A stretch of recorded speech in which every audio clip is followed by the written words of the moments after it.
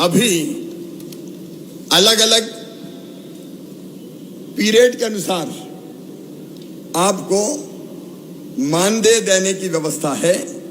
अब ये पीरियड के हिसाब से नहीं होगी, अब महीने के हिसाब से मानदेय की व्यवस्था होगी।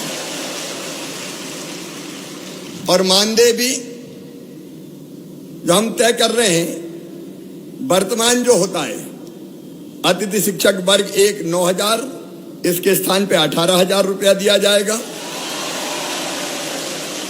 अतिथि शिक्षक वर्ग 2 7,000, उसकी जगह 14,000, और 3 को 5,000 की बजाय 10,000 रुपया ये मानदेय किया जाएगा। और अभी शायद हर महीने करते हैं, अनुबंध क्या करते हैं,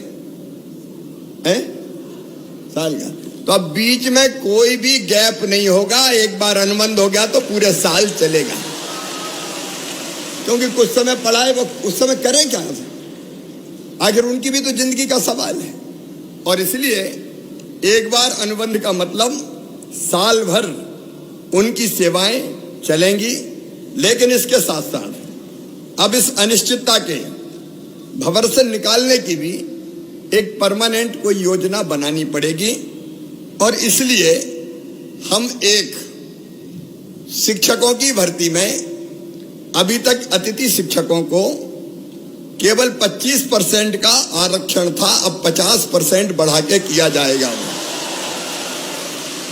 क्योंकि जो पढ़ा रहे हैं, जो अनुभवी है, वर्षों का व्यवहारिक ज्ञान जिनको है, अगर वो भर्ती होंगे तो मैं समझता हूं कि वो बेहतर ढंग से बच्चों को पढ़ा सकेंगे, बेहतर ढंग से बच्चों को पढ़ा सकेंगे। और ये व्यवस्था अगली भर्ती से ही जैसे होती है तत्काल हम लागू करने का काम करेंगे।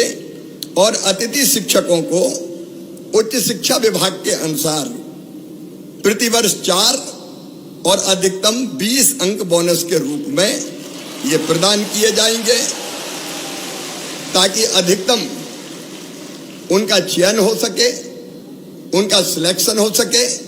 आप पढ़ाने का काम कर रहे हैं, लेकिन पूरे मान और सम्मान के साथ पढ़ाएं। एक मैं ये भी तय कर दूंगा कि जैसे नियमित पढ़ाने वालों को वेतन मिलता है, अब चूंकि वेतन तय हो गया है, मानदेय तय हो गया है, इसलिए निश्चित महीने की 1 तारीख, 1 या 2 3 4 जो भी होती है, उसमें सबको मानदेय मिल जाए, भटकना ना पड़े, परेशान ना होना पड़े, ताकि इनके घर की गाड़ी भी चल सके, परिवार को भी ये ढंग से देखने का काम कर सके।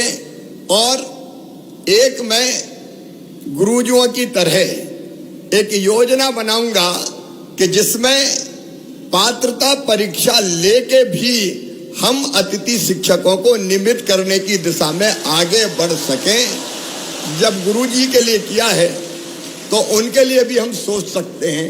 केवल जो आरटीए के अंतर, आपको पता है शिक्षा का जो कानून है आरटीई, उसके अंतर्गत डीएड बीएड वाली जो बाध्यताएं हैं वो हम रिलैक्स नहीं कर सकते, क्योंकि वो केंद्रीय कानून है। लेकिन उसको छोड़ के मेरी इच्छा है कि तुम सब नियमित हो जाओ, ढंग से पढ़ाओ, बच्चों को भी ठीक से पढ़ाओ, और बच्चों के साथ साथ अपने परिवार का भी आप ध्यान रख पाए।